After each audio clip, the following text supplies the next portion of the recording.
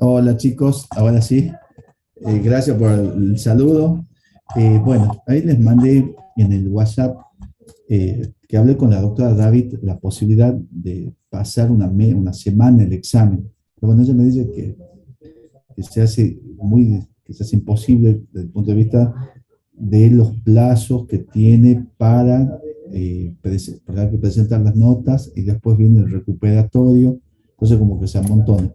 La única, ¿se escucha ahí? Sí, profe. ¿Me están escuchando? Bien, perfecto. Sí, sí se escucha. Sí, yo le decía que era una pena por ahí no la, se podrían dar dos clases. Lo que ella me da como opción, que van a una opción que puede servir, pero quizás no a todos, es que ven, y yo sí estoy disponible, es que entre el parcial y la recuperación hay una semana por lo menos de diferencia, porque depende de que las notas se presenten o que rinden le vaya mal en ese parcial, podemos tener algunas clases de apoyo en esa semana, o sea, por lo menos dos clases podemos tener. Y yo no tengo problema en darlas y ya quedar, eh, este, por ejemplo, acordado, bueno, el martes no va a poder ser, sería el jueves, o sea, el jueves 28, vendría a ser, podemos tener una clase para aquellos que no hayan rendido el parcial. Bueno, es lo que se consiguió, por decirlo así, o la situación. Si hay certeza en que el examen va a ser entonces martes 22, martes 23, ¿no? Y bueno, van a quedar dos bolillas, que van a ser la 15 y la 16, para que la vean directamente ustedes, que no presentan grandes dificultades, sobre todo la 16, es una bolilla de responsabilidades especiales, y en esa responsabilidad especial, eh, por ahí son aplicación de los principios generales, entonces no tienen mucha dificultad. Eh, Así que bueno, ese es un poco el cuadro de situación. Y yo ahora me gustaría enfocarles un punto de la bolilla 13, como para que lo entiendan. Siempre mi idea es esto no suple el estudio de ustedes, obviamente, pero sí me interesa que entiendan de qué se trata, porque si uno entiende, es mucho más fácil, obviamente, después explica primero entender de qué se trata. Entonces, el punto que les quería dar es el de la prueba de los factores de atribución y de las eximientes, que es el punto 5 de la bolilla 13. Profe, Eh, Así que bueno, sí, sí, profe, le ¿no escucho. existe la posibilidad de que por lo menos rindamos lo que se llegó a ver? Porque de verdad es un montón el material, son re Sí. largas las unidades y bueno, ese día también No, algunos recuperamos esa penal. posibilidad, mire, nosotros a veces la bolilla 16 no la exigíamos, pero en ese sentido la doctora David se ajusta al reglamento, y es como que el reglamento de cursado no exige que se den todos los temas, ¿sí? Porque aparte no es obligatorio el cursado, es como un complemento al estudio libre de la materia, por decirlo así. Entonces, en ese reglamento eh, hay que estudiar, el examen es sobre todos los puntos de la bolilla, no lo que se dio. Así que no existe milagro de esa posibilidad, ¿no? En Bueno, este gracias, contexto. profe. Bueno, Doctor, una me consulta. gustaría que exista realmente, pero bueno, sí. Doctor, estamos, Eh, yo por lo menos en mi situación particular, algunos, sí, no tenemos bibliografía. Yo no tengo el Código Civil comentado, estoy estudiando un resumen y desde internet sacando los bien, ahí artículos. está, la doctora ya iba a mandar, reenviar el tema del tomo de Lorenzetti, que es el que está, que ella lo envió por grupo de WhatsApp, y que el tomo 4, el tomo 5, que es el que importa, parece que está catalogado como 4, bueno, el asunto es que no han podido verlo. Ahí ya lo iba a solucionar ella y lo va a mandar por el grupo de WhatsApp, ¿no?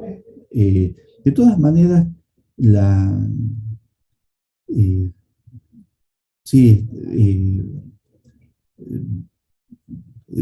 por ahí vos estás estudiando del código y de algunos artículos que estás viendo en internet, me comentabas.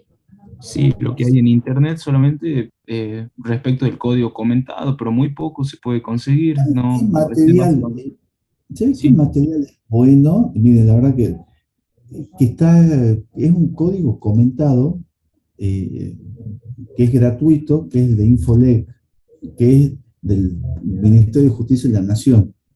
Entonces ustedes cuando buscan una ley, por ahí ponen la ley y le aparece el texto, que es un sistema informático, creo que es del Congreso de la Nación, donde está el texto de la ley actualizada o con las modificaciones, etcétera. Y en esa misma página tienen un código comentado. De ahí lo podemos, acá me están, esa puede ser también una opción, Franco. Ya voy a ver si te lo encuentro el link para pasarlos al grupo de WhatsApp. ¿Estás con el grupo de WhatsApp? sí, sí, Bueno, ya veo de reenviarte ese link. A ver, espera, ya mismo vamos a hacer una llamada, eh, que lo que maneja muy bien es la doctora Petra.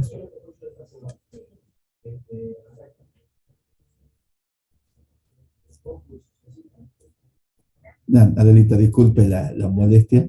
Estamos acá en clase.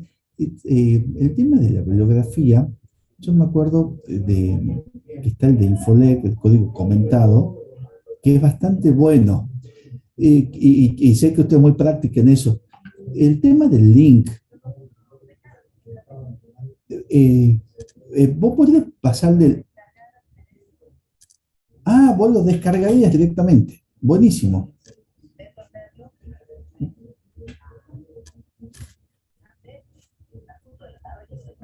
Bueno, o si no, mandarles el link también. Man- Quizás pues le puedas mandar el link y eventualmente se lo puede descargar, buenísimo, pero por lo menos el link como para que ellos puedan tener acceso. Sí, sí, porque ese es un buen material, es una muy buena opción, tal cual. ¿Ah? Bueno, listo, muy bien, nos vemos. Chao. Bueno, Franco ya habló con la doctora Petra, ella ya lo va a pasar. Es más, ella va a tratar de pasarle ya descargado de Infolec. No tiene mucha difusión ni mucha publicidad ese de Infolec, pero la verdad que está bueno. Así que, miren, no, es un buen material también, sobre todo en responsabilidad civil, que son reglas muy concretas, ¿no? Para que lo puedan ver. ¿Otra consulta más? Sí, buenísimo, doctor, doctor, muchas yo le gracias. quería hacer una Sí, consulta, buen diga, mediodía. María Inés. Para rendir como voluntaria, el horario sería el de las 2 de la Va tarde. a ser, como está puesto ahí, sí, a las 2 de la tarde, ahí a las 14, mire, ni la leí, me han dado la comunicación, la leí rápido, la pasé, y ahora que usted me dice, no me acuerdo si dice a las 2 o a las 4, pero ya lo vemos. Yo le explico, doctor, porque yo la última vez que rendí, me conecté, estuve conectada desde las 2 menos 10 más o menos hasta las 8 y Sí, sí, 10 me de la acuerdo de noche. su caso. Sí, estuve muchas horas conectada y no quería saber qué posibilidad hay de estar como voluntario, digamos, con los compañeros, porque nosotros acá, dentro de obligaciones, hicimos un grupo lindo en donde hacemos todas las noches, nos conectamos para estudiar y todos los Ah, días a la tarde. bien. Es el Le digo, grupo que qué aprobaron bueno. todo. Entonces, queríamos qué posibilidad había de rendir los chicos de este grupo, de rendir con usted como voluntario. Sí, no hay ningún problema de que puedan rendir conmigo desde ya, eso no hay ningún inconveniente. El, Eso tendría que hablar con Alejandro Jerónimo y yo, ¿no? Ya me encargo Sí, de, para decir que me los pasen a ustedes directamente. Hagamos una cosa. Usted tiene mi celular, figura ahí en el sí, grupo, sí, ¿no es cierto? Bueno, sí, sí, sí. mándeme la lista de los voluntarios, porque yo los tomé como voluntarios. Entonces yo voy a Bien, tomar, para que no se arme ese día ahí, que hasta que se arme, Entonces los chicos ya tengan la Claro, lista, más allá porque de lo que se en sumen. el grupito que estamos nosotros, somos del plan 2018 y del plan 2000, estamos mezclados, digamos. Perfecto, no hay Y ningún como somos problema. de plan 2000, siempre, bueno, por lo menos El plan la 2000 siempre modalidad, queda más relegado, ah, aunque te deberían claro, antes. claro, y aparte por Bien, el apellido, está quedamos cerrando. todavía más, sí, tengo Bueno, compañeras con B corta, así que bien. quedamos más lejos todavía, Bueno, pero haga queríamos la saber esta lista y me la posibilidad. manda para que yo vea que todos ustedes rinden conmigo. Sí, Eh, bueno, obviamente que no van a poder desocuparse a las dos porque lleva un tiempo cada uno, pero por orden, pero ahí, digamos, en esos voluntarios sería por orden alfabético y, sí, y en realidad, en el caso mío, siempre digo, para seguir una lógica, bueno, plan sí, 2000 es anterior al 2018, entonces habría que empezar por el 2000. Así lo vengo diciendo en general, ¿no? Entonces, perfecto, esos voluntarios tomaríamos la asistencia, yo los ordenaría en ese orden para llamarlos. ¿Ah? perfecto. Yo Pero le se tiene que paso la conectar, lista. pásemela No, por disculpe. WhatsApp. Sí, Sí, sí, sí. Bueno, Está, muchas muchas gracias, gracias, doctor. doctor. La verdad que es como no, dice la compañera, ese día estuvimos desde las 2 menos cuarto. En el caso mío me tocó rendir con ella también Villegas. claro, Belis, sí. Estuvimos juntas en las últimas, fuimos nosotras en rendir. Bueno, Así que bueno, muchísimas gracias eh, igual por tenernos en cuenta. no, por Profe, favor. disculpe, a la hora del parcial, ¿podemos pedir rendir con usted? Digamos, o sea, decirle al chico si nos puede dar la posibilidad de rendir con usted. Sí, sí lo pueden pedir. Y yo ya les he dicho que quedan conmigo, que están aceptados, no hay ningún problema con eso, ¿no? Aparte, ustedes son comisión 3, o sea, naturalmente, sí, puede complicarse, pero vamos a tratar de que ya les voy a pedir que yo les tome a ustedes, preferentemente. ¿Ah? Ustedes pidan también y no va a haber problema. Ah, Profe, muchas gracias, profe. yo Sí, también le quería decir si yo podía pedirle a usted, porque yo viajo ese día de Jujuy a Tucumán y no sé a qué hora bien voy a llegar para decirle más o menos en el sentido de que me conecte a tal hora, por la asistencia, digo, no, Juan, es que te tendrías que conectar a las 2, ¿no? claro, Eh, este, porque a las 2 es la asistencia, ya sea como voluntario o como normal. Entonces yo tendría que, ya sea que estés si estás en Jujuy, que desde ahí mismo lo hagas al examen, o si estás acá, desde acá, pues no te traslades el día del examen, porque si te conectas a las 5 te van a poner ausente. claro. No, sí, me voy a conectar, voy a tratar de conectar a las dos entonces. Claro, ahí está. Bueno, Buenísimo. muchas gracias. Profe, ¿y usted le Sí, puede pedir a los chicos cuando nos derivan de que lo que pidamos con usted que nos dejen? sí, no, eso ya está dicho, ya está hablado con ellos, Bueno, ¿no? Yo ya le di la indicación ujú, de, de que quiere rendir de que conmigo, la que comisión rinde 3 conmigo. le Y pedimos la igual. comisión 3 de una, ¿entiendes? De Sí, una. Eso, eh, porque es la comisión nuestra, así que eso por quédese eso. tranquilo. ¿No? Sí. Doctor, Lo y que, la última sí, consultita, bueno, porque cuando ingresamos en el grupo, en la comisión, éramos 282 en total, y tal vez por eso ha sido y muy tal cual, ahora extensa el estamos tema de la mucho, asistencia, y más o exactamente. menos, ¿cuánto quedamos más o menos, Mire, por lo menos de esta somos comisión? 53 alumnos más o menos, ¿me entiendes? Es lo que están en Ah, condiciones de promocionar. Entonces es un grupo claro, mucho más manejable. porque uno sigue viendo en el grupo, digamos, y somos más de 200, pero no sabíamos bien si son chicos que Los que siguen. están en condiciones de rendir el segundo parcial, más allá que las clases, bienvenidos todos, ¿no? Porque la idea es que cooperar en el aprendizaje, pero los que están en condiciones de promocionar y de rendir este segundo parcial son 53 alumnos más o menos. Bueno, no, muchas gracias, doctor. Era para Bien. hacer un cálculo más o menos por el tema de Eso va la a facilitar asistencia. mucho, eso va a Sí, facilitar la asistencia y va a facilitar el examen también. ¿Ah? sería la Así. asistencia, yo ingresé para la asistencia 2 horas después. Claro, tienen que estar a las 14, se tienen que conectar. No, no, sí, digamos, de estar conectada, estoy conectada, pero la asistencia recién la pasaron como las Ah, como 4 2 de horas la después, tarde, sí, ¿sí? sí. De todas Demoraba mucho, maneras, no, pero ahora ya va a ser más ágil y todo. ¿sabe por qué va a ser más ágil? Porque el listado ese que usted me mande, yo le voy a decir a los chicos que directamente los vayan derivándome, ¿entiende? Porque Claro, no hay problema tomar asistencia. Eso ya está bien, presente, ¿entiende? bien, bien, bien, bien. Muchas gracias, Bueno, doctor, muy no, por amable. favor. Bien. Bueno, la doctora Petra, ella da la clase a la 1, se conecta y me había pedido, o sea, que yo termine 1 menos 5, 1 menos, un poquito antes, como para tener un pequeño descansito, y ahí sigue ella. Las unidades acá, Luciana, no, van todas las unidades al examen, porque se aplica, lo que le comentaba, el reglamento de que las clases son para acompañar el proceso de aprendizaje, pero no es necesario dar todos los temas y se rinde sobre el programa, ¿no? No aprobado. Bueno, el tema mire, que es punto 5 de la bolilla 13. Se llama la prueba de los factores de atribución, de las eximentes y de la relación de causalidad.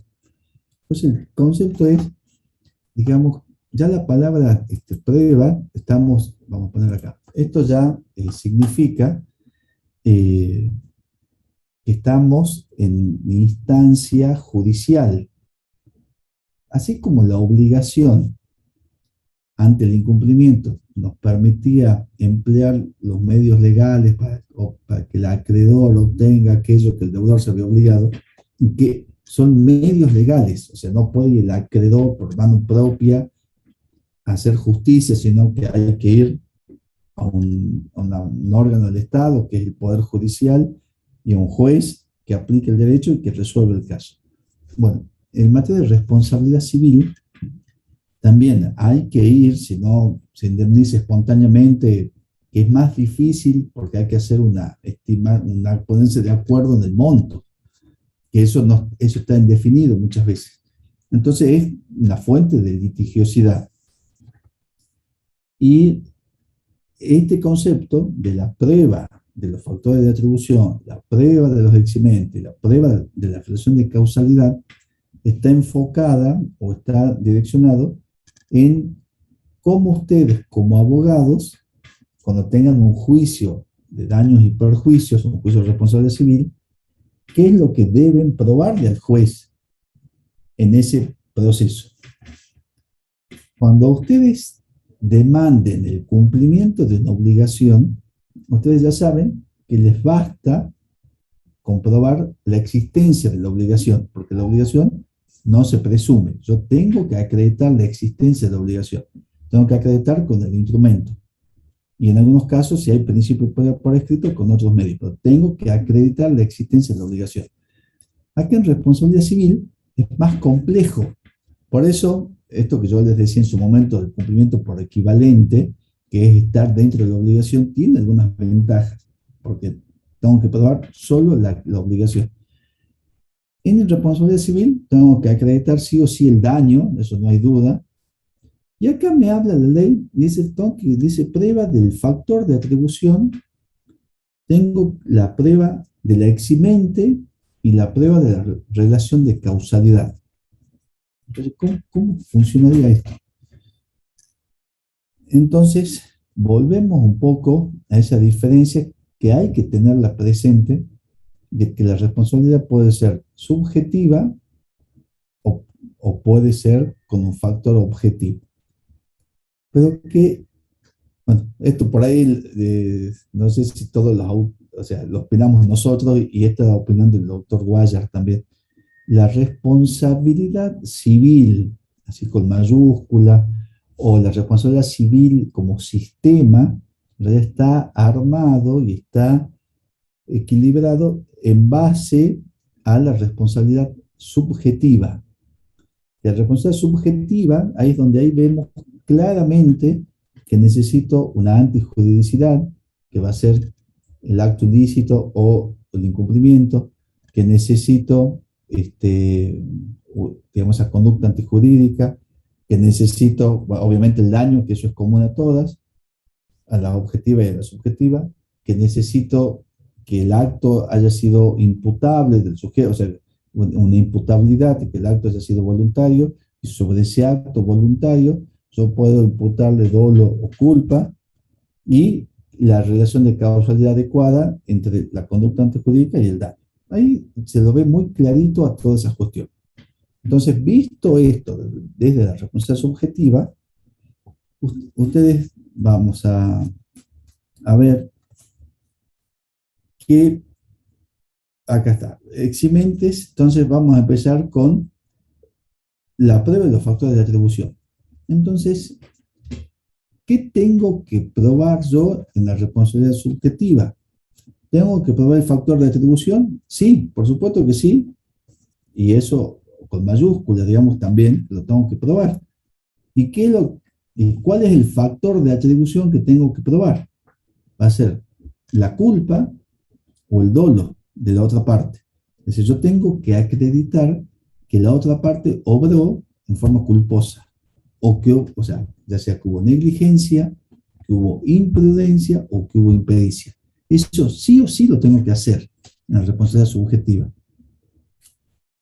Y si hubo dolo, también, obviamente. Bueno, y ahí hay pasa que muchas veces es difícil para la víctima poder acreditar la culpa de la otra parte. Sobre todo se dan muchísimos casos, pero donde más se manifiesta esto, se hace más patente, es en el caso de la responsabilidad médica.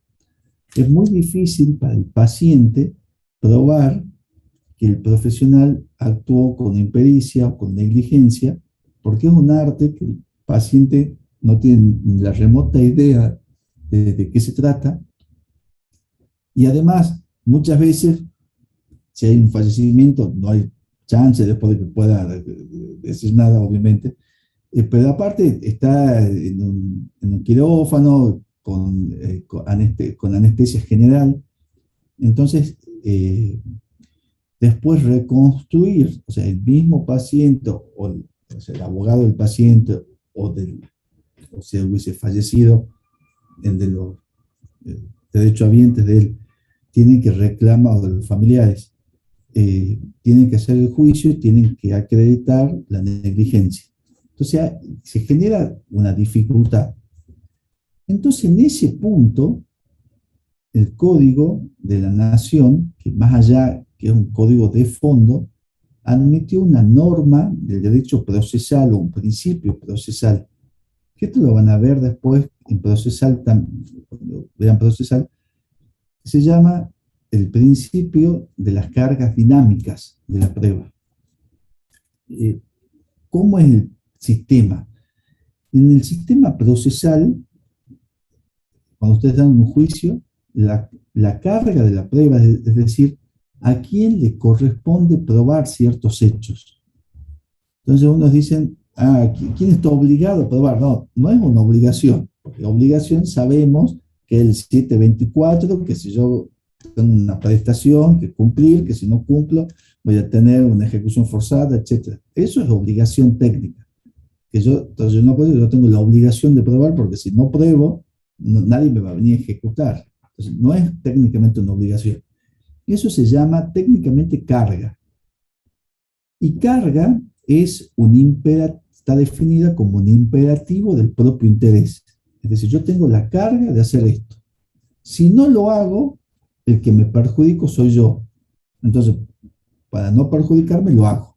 Entonces, yo tengo que probar tal extremo, y bueno, si no lo pruebo, perderé el juicio, digamos. Pues no tengo una sanción por no cumplir con esa carga.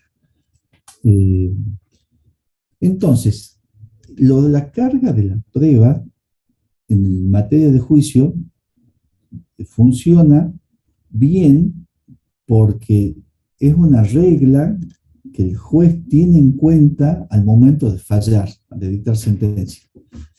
Y esto viene, por eso un poco les quería explicar para que lo entiendan,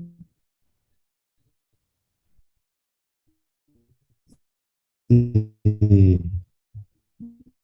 esto viene por una cuestión también del derecho procesal.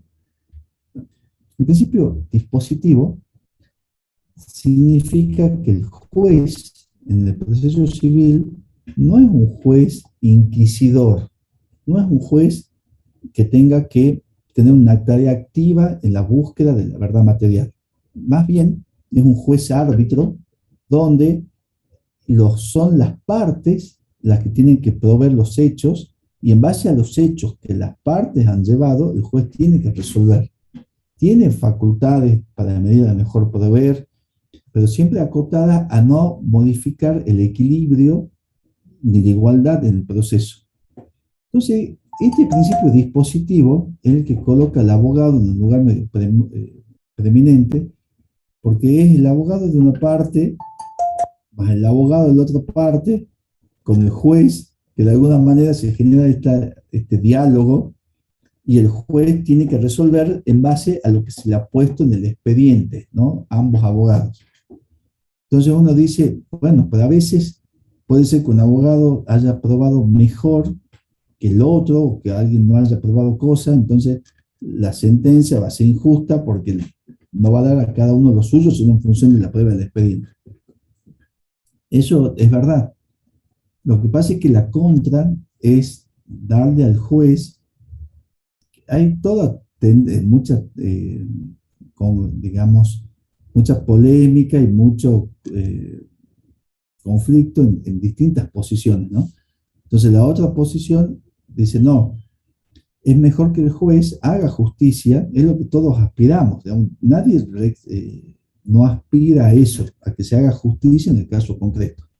Entonces uno dice, el juez tiene facultades para ofrecer, si ve que hay una prueba que falta, el juez la puede ofrecer y la puede hacer. ¿Cuál es el problema? Que no, de los que defienden la tesis, que yo también me enrolo, es que en un sistema de vigencia del Estado de Derecho, en un sistema constitucional, lo que importa, digamos, es el sistema, porque el hombre tiende a extralimitarse en el poder. Es como una cuestión de pulsación, si se quiere. Entonces, el derecho es como un límite a esta naturaleza humana para que podamos tener como pesos y contrapesos. Entonces, suena lindo y uno lo ve como valioso de que puede el juez ir más allá y llegar a la verdad material y hacer justicia. Hablo del sistema privado patrimonial, ¿no? Que puede hacer justicia. Pero la verdad es que uno dice, ¿quién conoce realmente la verdad material? Yo creo que a veces solo Dios la puede conocer, ¿no? Uno cree que la conoce, pero uno no sabe si realmente fue así.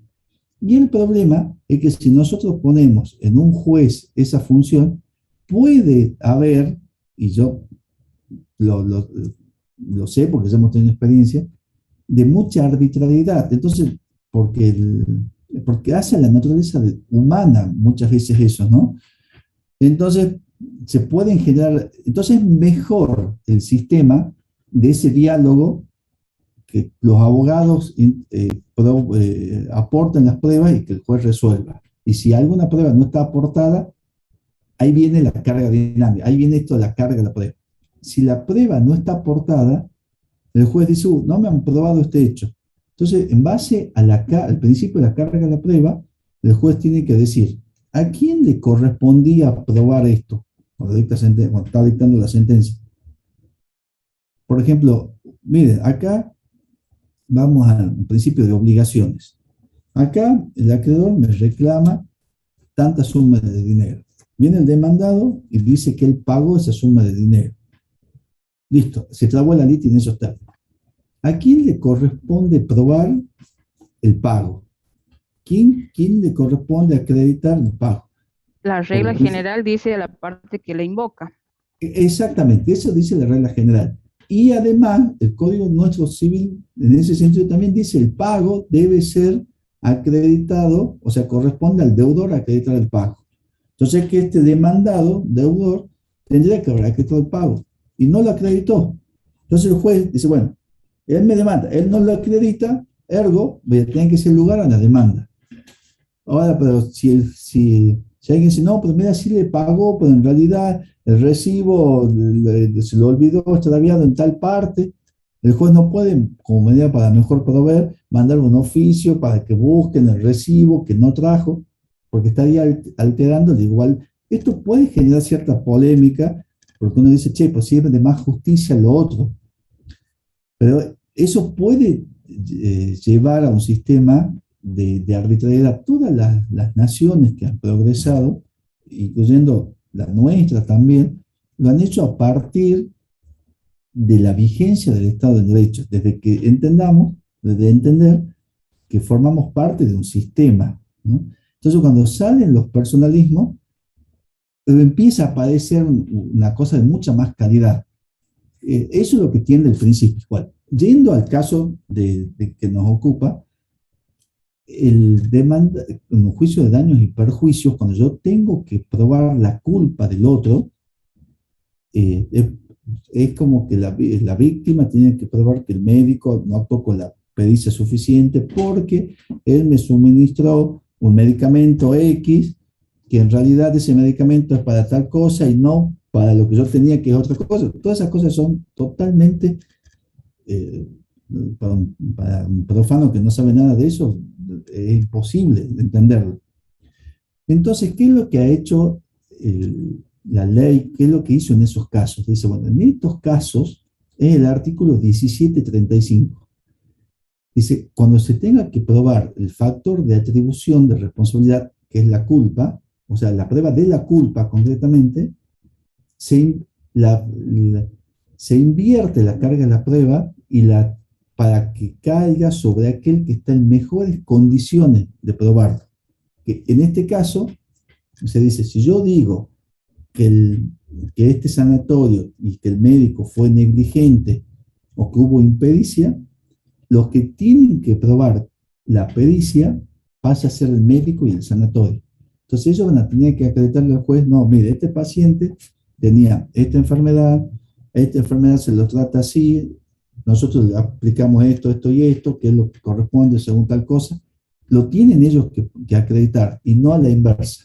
Eso lo dice el 1735, que dice Doctor. Facultades judiciales. Sí, pero ya le voy a contar algo que pasa con este artículo. Dice facultades judiciales. Sí, dígame y sigo yo después.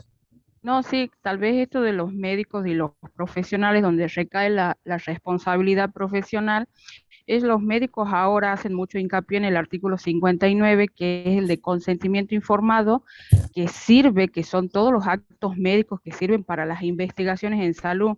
Y cuando uno va a someterse a algún tipo de operaciones, los médicos lo hacen firmar y le entregan todo el escrito informándole sobre cuáles van a ser los procedimientos que van a utilizar en esa operación detalladamente, digamos. Sí. Y eso lo firma el familiar.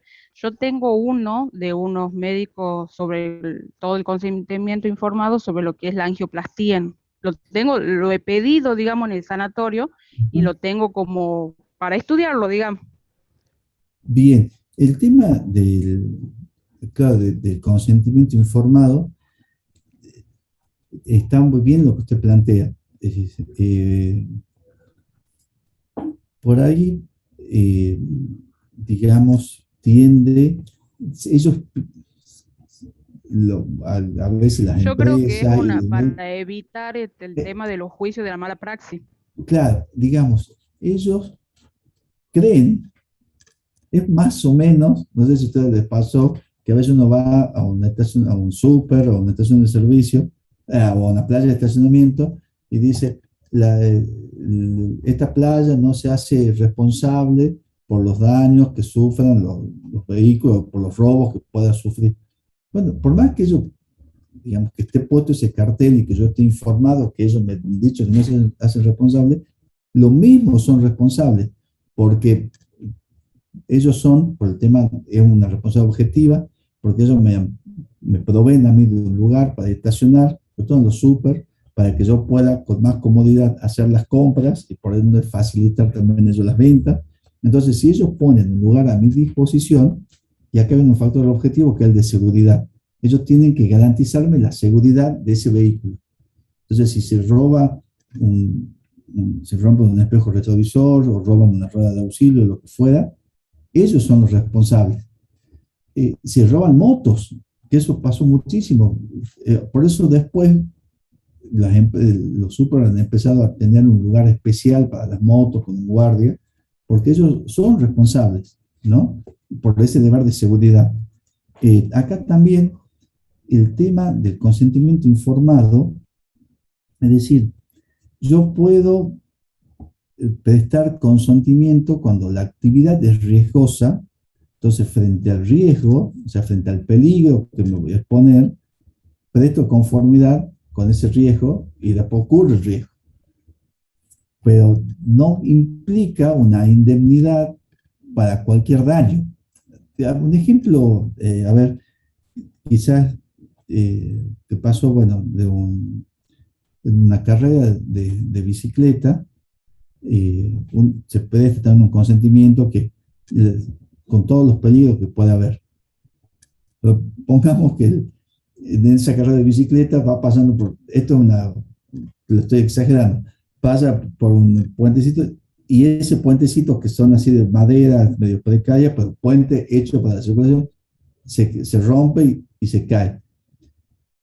Entonces, el consentimiento informado me sirve para aquellas, digamos, yo presté conformidad con aquellas cosas que pueden ser, digamos, digamos, el consentimiento informado digamos, si ellos me informan, si ellos me dicen, vas a correr una carrera, y en esta carrera hay pendientes que son pronunciadas, y que en esas pendientes hay riesgo de caerse y hay riesgo de quebraduras y qué sé yo. Bueno, presto conformidad, sí, yo quiero correr la carrera, estoy dispuesto y firmo todo eso. Pero eso no implica que ellos como organizador tengan que tener medios de seguridad estándar, digamos, que me garanticen la circulación. O sea, si yo dentro no sé si me estoy expresando bien, pero es que si yo dentro de la carrera me caigo en la bicicleta o doy una curva fuerte, que son las cosas previsibles que pueden pasar, bueno, obviamente que no tengo, digamos, no va a haber responsabilidad de la empresa, porque yo presté conformidad, yo asumí ese riesgo. También esto como está muy vinculado una cosa con la otra. Ahora, los riesgos externos, por más que haya prestado una conformidad, no los tengo por qué asumir. O sea, si yo voy por el puente que está indicado que tengo que pasar por el puente, y ese puente no tiene mantenimiento y se rompe, hay responsabilidad de ellos, por más que yo presté el consentimiento informado. Igual bueno, esas cosas, cuando ustedes vean todo esto de consentimiento, cuando les toque el día de mañana y vean la asunción de riesgo, consentimiento informado, eso no es una carta de indemnidad.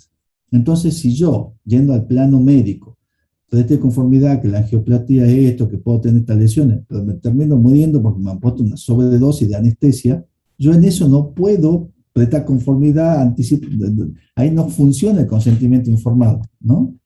Pues no sé si quedó más o menos la idea. A los fines...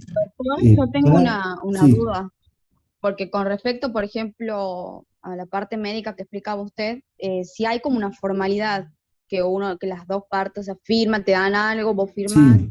pero en el estacionamiento no, de hecho es todo muy informal. Si voy a un estacionamiento, cuando dejo el auto, está con un cartel escrito y nada más, pero ante eso, si me falta algo en el auto, ¿se puede reclamar? Sí, Porque se puede reclamar. o sea, es algo informal, es solamente un cartel, yo no firmé nada.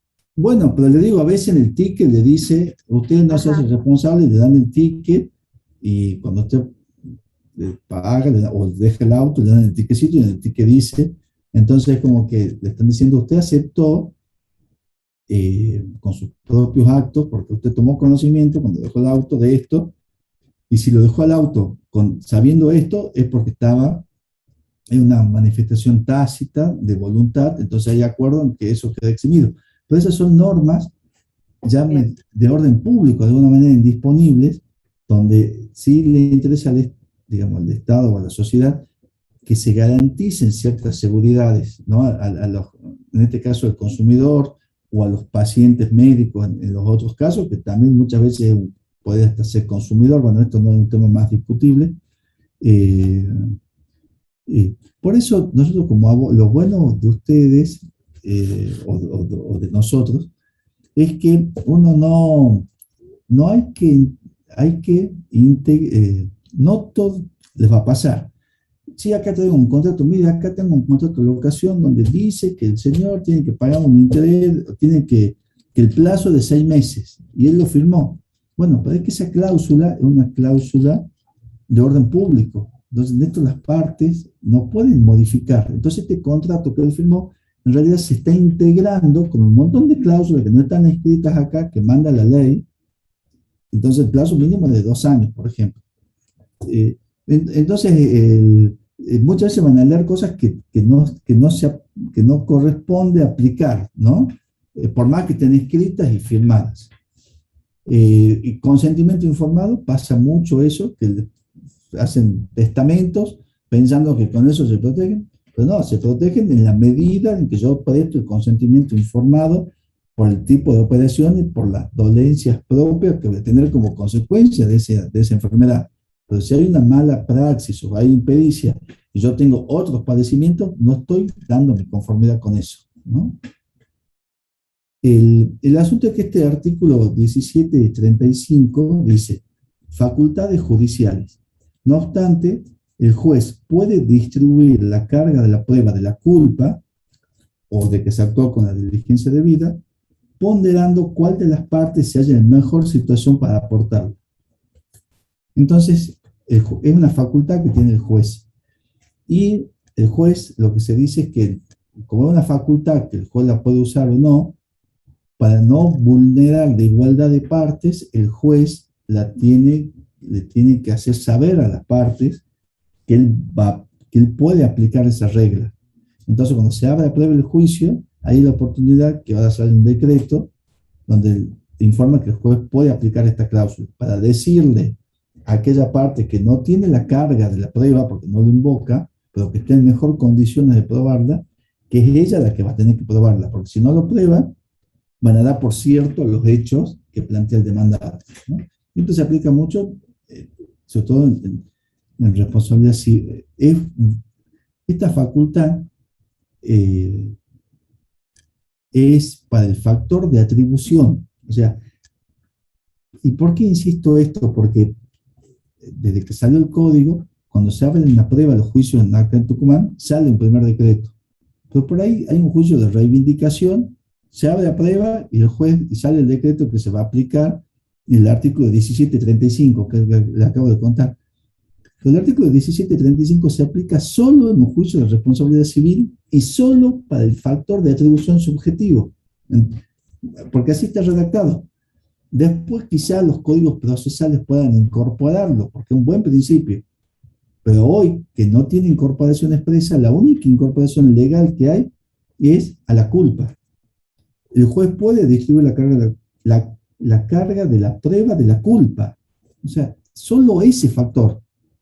Y por ahí, como nosotros, a veces uno lee los decretos y actúa, y empiezan a salir el chicle y los naturaliza, y están mal, porque no es que toda la prueba se puede invertir, sino solo la prueba de la culpa en responsabilidad civil.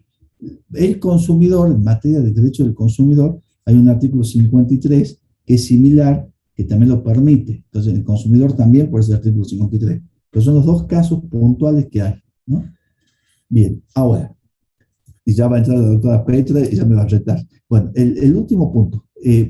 Factor de atribución subjetivo hay que probarlo.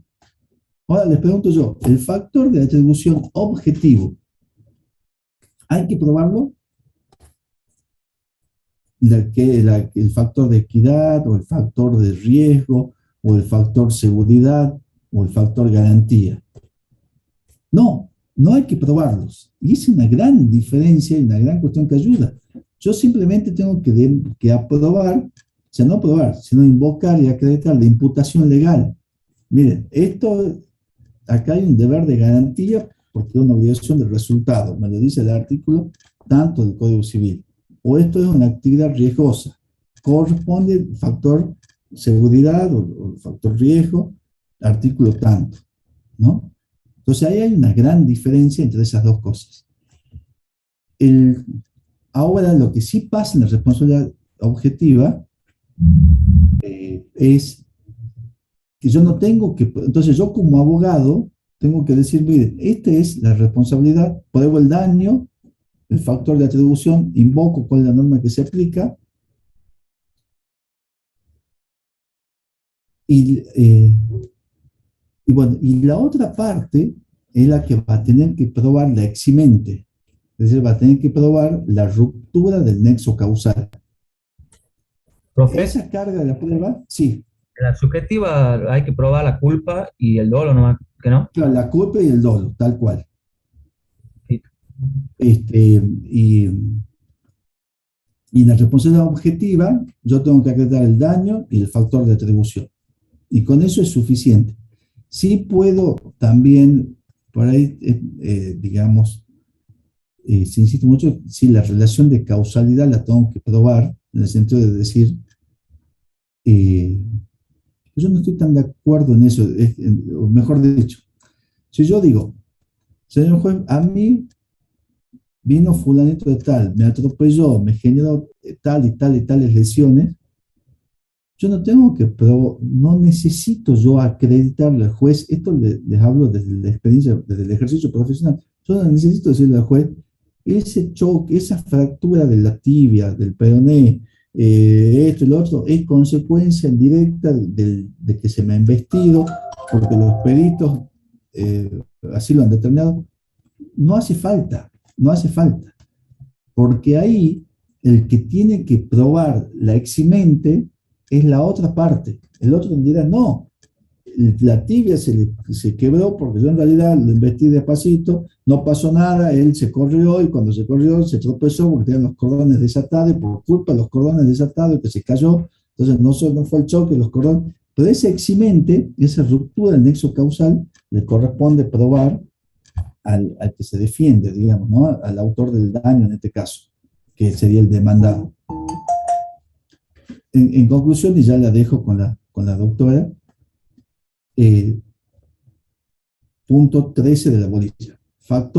Prueba de los factores de atribución. Yo debo probar el factor de atribución culpa o dolo. Factor de atribución subjetivo. La carga de la prueba la tengo yo. Salvo que esté en mejores condiciones de probarla la otra parte, de probar su no culpa, digamos así, o la diligencia, entonces el juez en ese caso puede imponer la carga de la prueba a la otra parte. Todo eso es responsabilidad subjetiva. En la responsabilidad objetiva, el factor de atribución no tengo que probarlo, tengo simplemente que invocar. Este es el factor de atribución normativo que corresponde aplicar. Y con eso es suficiente. La relación de causalidad. En la responsabilidad subjetiva tengo que acreditar la relación de causalidad y que este daño es consecuencia causal con esta conducta antijurídica y culpable de la persona. Es como un esquema que recuerda mucho al derecho penal, porque de ahí nace es como que esto abrevó en el derecho penal en su momento, y se nota todavía esa fisonomía. Y tengo que pensarlo así, quizá cuando lo pruebe. Ahora, en la responsabilidad objetiva no necesito acreditar la relación de causalidad, porque va a ser el otro el que tiene la carga de probar el eximente, ¿no? Bueno, eso sería en estos 20 minutos. Así ya siguen con la doctora, que quizás ya está conectada por ahí. Pero bueno, si quieren hacer un pequeño descanso de 5 minutos, ya después continúan con ella la segunda parte de la clase. Nos vamos a ver el martes. Los que quieren rendir conmigo ya saben que ya hemos hablado, me mandan esa lista, y los que no puedan rendir o que no les vaya bien, sí voy a dar una clase de apoyo el jueves que viene en el horario normal, de 12 a 2 de la tarde. 12 a 2, así sería. Así que bueno, chicos, nos Muchas traemos gracias, bien. doctor. ¿Ah? Muchas No, gracias. gracias a ustedes y buen fin de semana y estudien mucho. Profesor, una Espero que pregunta. nos vaya bien, profe. Y que les vaya bien. ¿Ah? Profesor, una preguntita antes que se retire. Sí. Yo rendí el primer parcial con usted, yo no soy de su comisión. ¿Yo puedo pedir a rendir nuevamente con usted? Sí, los de la comisión 3 de una. Y usted pida, no hay problema, yo ya aviso también. ¿Ah? Ya está avisado eso en general. Bien, bien, gracias, doctor. Bueno, muy bien. Gracias. Hasta luego, chicos. Buen fin de semana. Igualmente, Buen fin de Y que les vaya bien. Dios quiera. Hasta Gracias, luego. profe. Muchas Hasta gracias. luego.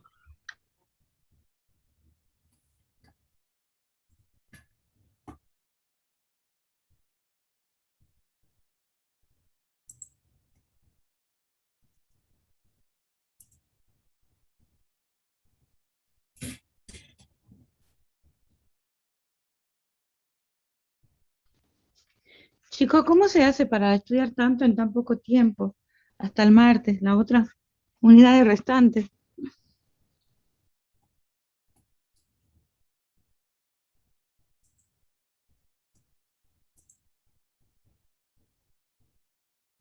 Viendo videos.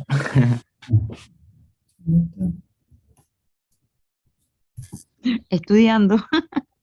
Ay, gracias. No hay ninguna fórmula, la verdad Para que el hay que primer, tratar de ver así al azar lo que vos pienses que es más importante, pum, hacer hincapié y leer ahí, no se puede hacer otra cosa, la verdad. Sí, darle una leída, digo yo, y que los puntos principales y ya. Pero si te toca con la doctora Watt, te mata.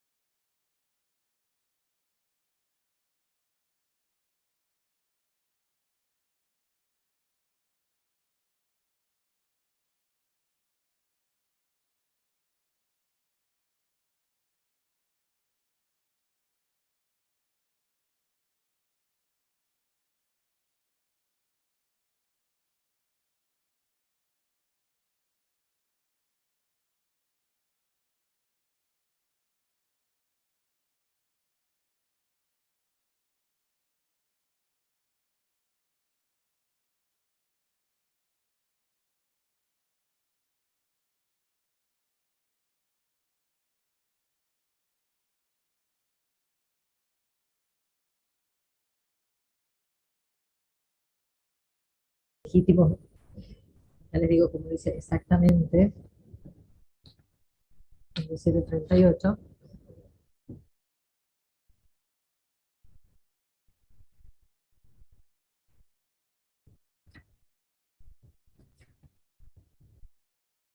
El 1738 habla de las afecciones espirituales legítimas. Bueno, esas afecciones espirituales legítimas son las que de manera clásica hemos denominado daño moral. Entonces, cuando ustedes lean el código, quizás digan no está regulado el daño moral, bueno, esas afecciones espirituales legítimas es lo que comúnmente denominamos daño moral. El mismo artículo 1738 va a hacer referencia en su primera parte a las consecuencias o al daño patrimonial, daño emergente y lucro cesante, y al daño moral como las consecuencias espirituales, como el daño a esas afecciones espirituales legítimas, ¿no? Eso es importante que lo tengan en cuenta porque si no, cuando lean los comentarios de los artículos van a poder advertir este tema de la terminología, pero es importante que estén orientados en esa cuestión. Bien, como yo les decía, el daño patrimonial a su vez se clasifica en dos grandes rubros o conceptos, por decirlo de alguna manera. Uno es el daño emergente y el otro es el lucro cesante. El daño emergente, para que lo podamos identificar con precisión, es el perjuicio efectivamente sufrido. Es aquel perjuicio que, digamos, que sufre la víctima de manera efectiva y como consecuencia del hecho dañoso. Puede tener lugar tanto como consecuencia, por ejemplo, la pérdida, la destrucción o el deterioro de un bien material, o pueden consistir en gastos que haya tenido que realizar la víctima como consecuencia del evento dañoso. Entonces, el daño emergente va a ser el perjuicio efectivamente sufrido por la víctima. Ese perjuicio puede consistir en la pérdida, del uso y goce, el deterioro, destrucción o pérdida del uso y goce del bien material, o en gastos que haya tenido que realizar la víctima como consecuencia del evento o del hecho dañoso. Por ejemplo, una persona que sufre un accidente de tránsito y que tiene que ser internada en un sanatorio, puede generar de manera directa esos gastos. ¿Por qué? Porque como consecuencia de las lesiones que sufre, tiene que gastar en medicamentos, en asistencia sanatorial, etcétera, etcétera. Bueno, todos esos gastos asistenciales, por decirlo de alguna manera, van a conformar lo que se denomina el daño emergente. Y el lucro cesante tiene que ver con la pérdida que, como consecuencia del hecho dañoso, se produce, digamos, es la pérdida en el enriquecimiento patrimonial de la víctima como consecuencia del hecho dañoso. Es decir, la víctima del daño sufre una pérdida en su capacidad de enriquecerse de manera patrimonial. Entonces, lo que se va a frustrar como consecuencia del lucro cesante son las ventajas, las ganancias o los beneficios de los que se ha visto privada la víctima. Por ejemplo, el lucro cesante puede ser todos los sueldos que la víctima ha dejado de percibir como consecuencia de un accidente que ha sufrido. Entonces, ese lucro cesante es esa pérdida de la ganancia, de esa ventaja económica que se ha visto, digamos, que ha sido privada a la víctima como consecuencia del hecho dañoso. Entonces, a grandes rasgos, podemos hablar del daño emergente, el lucro cesante. Cuestión aparte, digamos, un análisis aparte, es la pérdida de chance. La pérdida de chance ha sido configurada y está también, digamos, definida en el 1738, considerada en el 1738 como un daño consecuencia. Esta pérdida de chance ha sido reconocida como un perjuicio autónomo, es decir, es una categoría independiente de resarcimiento que ha sido expresamente incorporada por el Código Civil y Comercial. Cuando hablamos de pérdida de chance, es un rubro que es de interpretación restrictiva, que es muy difícil de probar, porque la pérdida de chance lo que viene a indemnizar es la pérdida de una posibilidad. O sea, lo que se indemniza a la víctima es esa pérdida de esa chance que tenía en una determinada circunstancia, ¿no? Por ejemplo, un caso de pérdida de chance sería una persona que está enferma y que tendría que haber sido, que es sometida a una intervención y por una cuestión que debe ser sometida a una intervención médica y que por una omisión del equipo médico no es operada en tiempo y forma y como consecuencia de ello fallece, ¿no? Entonces, en razón del diagnóstico que tenía esta persona, tenía una chance de sobrevida del tanto por ciento. Bueno, esa chance de ver si se salvaba o no, o si se curaba o no, como luego de una intervención quirúrgica, es lo que se indemniza con la pérdida de chance. O sea, es esa posibilidad de la que se ha visto privada la víctima como consecuencia de un hecho antijurídico, que en este caso sería el obrar del equipo médico que no ha actuado en tiempo y forma. Entonces, una persona que está sometida, por ejemplo, a una intervención, que tiene una chance de sobrevivir, una chance de curarse, y como consecuencia de un hecho, que en este caso es un ejercicio profesional por parte del equipo médico que no actúa de manera correcta, sea con culpa o con dolo, se ve en esta situación de perderse, de vivir esa chance y ver si se curaba o no y si se salvaba o no. Puede ser que se haya salvado o no, pero eso no se puede saber, sino lo que sí se puede saber es que esa persona, o sea, la víctima, en este caso los herederos, que son los que van a poder interponer la acción, se han visto privadas de tener esa oportunidad o esa posibilidad o chance de curarse o salvarse. Bueno, y eso es lo que se viene, o lo que se intenta indemnizar y reparar con el rubro pérdida de chance. Ese también está en el 1738 y digamos, es reconocido como un perjuicio autor. Como ya les decía recién, el Código Civil y Comercial se ha enfocado, así como ha puesto el ojo en la víctima, ha considerado, en primer lugar, como ha hecho expresa, digamos, ha puesto el foco en los derechos personalísimos de la víctima, ¿no? De la persona en general. En el caso del responsable civil hablamos de la víctima. Quizás en el Código Civil de Vélez, no quizás, efectivamente el Código de Vélez Sarsfield, el protagonista era el patrimonio de la persona. O sea, lo trascendental o lo importante era el patrimonio de la persona en sí. El Código actual pone el foco en la persona, en la dignidad humana, en la persona humana, en la dignidad humana. Entonces, cuando a esta persona, como a esta víctima, se le lesionan derechos personalísimos, como puede ser el honor, la identidad, etcétera, también se prevé la indemnización de la lesión a esos derechos, ¿no? Es muy importante que tengamos en cuenta que el Código Civil y Comercial toma un poco como antecedente todo lo que venía diciendo la Corte Suprema de Justicia de la Nación respecto de esta afección de los derechos personalísimos y que no solamente la Corte, sino que la jurisprudencia de todo el país, pero puntualmente el máximo tribunal, ya hace varios años que viene haciendo expresa mención a la afección de los derechos personalísimos de la víctima y viene a incorporar bajo esta consideración de que son bienes jurídicos que merecen una tutela especial. Entonces, estos bienes que requieren una especial tutela, esta idea de esta tutela especial hacia los derechos personalísimos ha sido incorporada en el Código Civil y Comercial. La última parte del artículo 1738, si ustedes lo leen de manera detenida, van a poder advertir cómo hay una mención expresa a esta afección de los derechos personalísimos de la víctima, de la persona humana. Bien.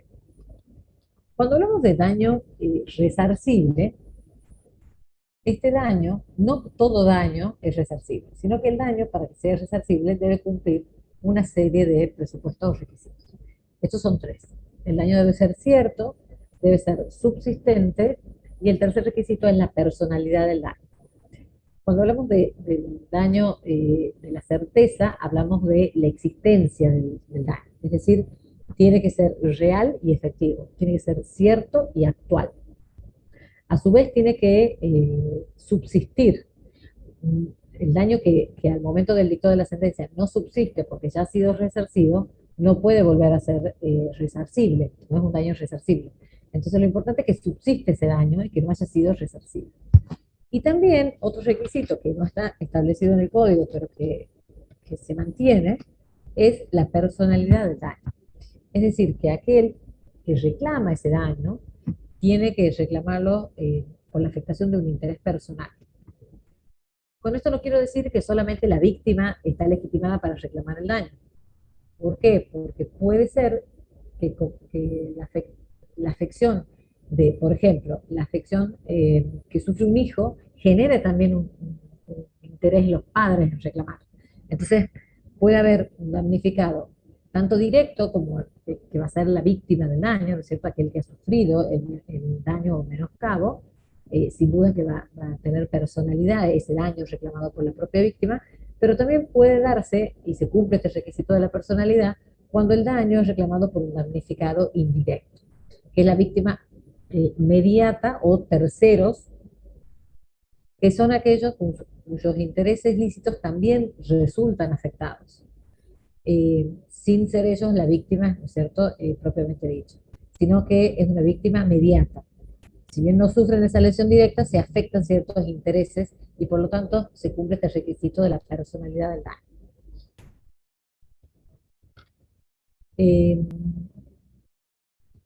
Estos requisitos son importantes y es importante tenerlo en cuenta a la hora de, cuando hablamos del daño resarcible, ¿no? Son los requisitos de los presupuestos que hacen que el daño sea resarcible. Otro principio también importante en materia de indemnización es el consagrado en el 1740, que hace referencia a la reparación plena del daño. Este es un principio consagrado de manera expresa en el Código Civil y Comercial, que ya venía siendo invocado por la Corte Suprema de Justicia en numerosos antecedentes, y ¿qué es en qué consiste este principio de reparación plena?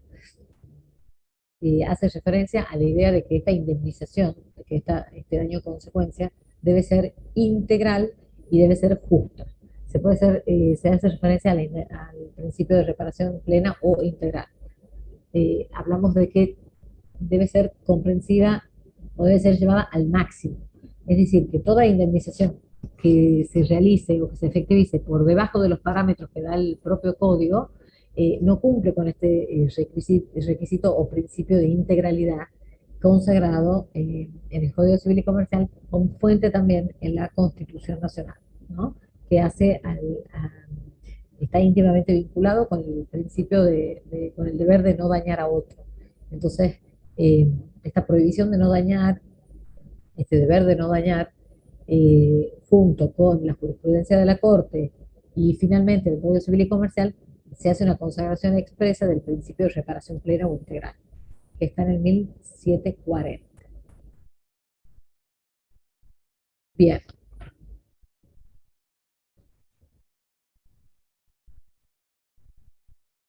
Como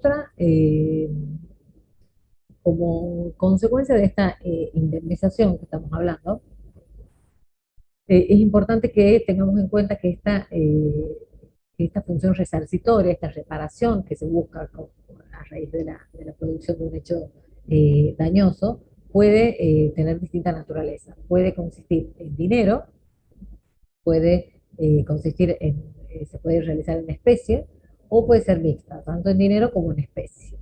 Y también el código prevé, en esto que veníamos refiriéndonos con el hecho dañoso, consiste en la lesión al honor, a la intimidad o a la identidad personal. El código prevé también la posibilidad de que el juez, de hecho no es una posibilidad, sino que es un deber del juez, ordenar la publicación de una sentencia a costa del responsable cuando haya, ¿no es cierto?, una lesión a un derecho personalísimo de la víctima. Entonces, cuando, por ejemplo, nosotros son muy conocidas las causas en las que a través de Internet, por ejemplo, se publican frases o cuestiones ofensivas hacia la persona humana. La víctima puede reclamar, ¿no es cierto?, una futura acción de daños y perjuicios por su lesión al honor, si es que han sido afecciones al honor, ¿no es cierto?, de la persona. Y el juez en esos casos, en el dicto de la sentencia, además de hacer lugar al resarcimiento de tipo patrimonial o extrapatrimonial, también puede ordenar la publicación de una sentencia a costa del responsable en los que digamos, se ponga a la víctima en la situación en la que se encontraba con anterioridad al hecho dañoso. Esto, si ustedes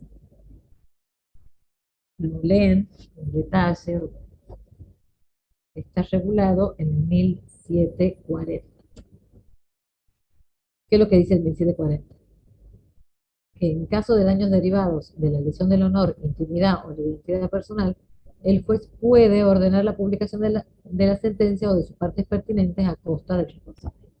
Esto es lo que está íntimamente vinculado con este principio de reparación plena, porque de esa manera se entiende que la víctima puede reparar esa lesión de manera integral, no solamente recibiendo aquello que el juez ordene como resarcimiento de tipo económico, o sea, sea en dinero o en especie, sino también ordenar que esa sentencia que se dicte en ese juicio se publique para que pueda resarcirse de manera íntegra sobre todo estos derechos personalísimos que son muy difícil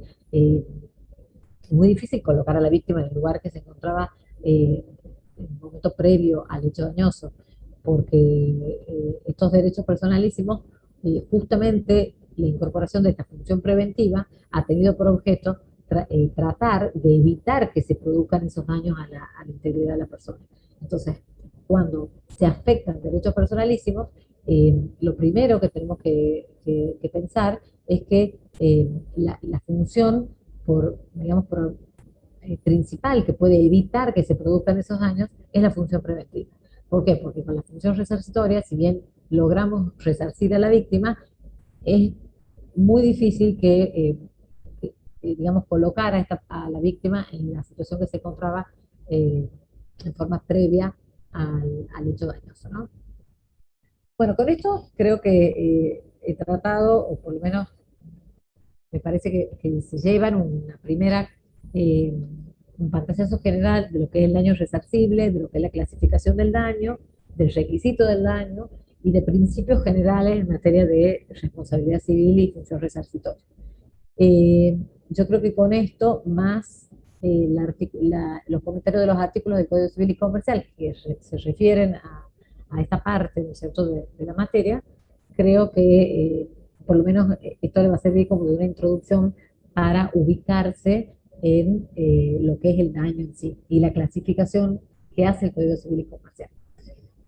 Bueno, estamos en tiempo, no les quiero robar más tiempo del previsto, así que bueno, cualquier problema que tengan con la bibliografía, yo voy a tratar de descargarles los códigos y subirlos al grupo de WhatsApp, pero ahí está en el chat el link que mandó, no me acuerdo si el compañero o compañera, en el cual pueden acceder y descargar ustedes solos los códigos, los distintos tomos del código comentado. Así que bueno, con esto me despido, espero que tengan un buen fin de semana, que estudien para la semana que viene y nos vemos el martes 23. ¿Alguna duda, alguna consulta puntual? Bien, bueno, espero que haya podido hacerles una introducción de la bolilla 14, lo que más no sea. Así que bueno, mucha suerte y estudien para la semana que viene. Que tengan un buen fin de semana. Gracias. Gracias, doctora. Buenas tardes.